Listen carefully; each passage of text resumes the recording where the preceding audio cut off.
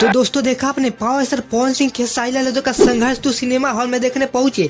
तो क्या है इसके पूरी जानकारी इस वीडियो में बताने वाले हैं, तो इस वीडियो का एंड तक देखना और लास्ट तक देखना। चलिए वीडियो को शुरू करते हैं। तो दोस्तों पावर स्टार पवन सिंह खेसारी लाल यादव का संघर्ष 2 का क्रेज देखकर पावर स्टार पवन सिंह से रहा नहीं गया, तो खेसारी लाल यादव का संघर्ष 2 देखने पहुंच गए पटना। तो दोस्तों जैसे ही पावर स्टार पवन सिंह पहुंचे सिनेमा हॉल में, तो फैंस काफी ज्यादा भीड़ लग चुका था, जो की रोकना मुश्किल हो गया था। तो दोस्तों भोजपुरी के सबसे बड़ा मूवी बन चुका है संघर्ष 2, जो की काफी रिकॉर्ड तोड़ दिया काफी फिल्म का। तो दोस्तों इससे अंदाजा लगा सकते हैं कि खेसारी लाल यादव का संघर्ष 2 कितना बड़ा मूवी है, जो कि पावर स्टार पवन सिंह पहुंच चुके हैं संघर्ष 2 देखने सिनेमा हॉल में।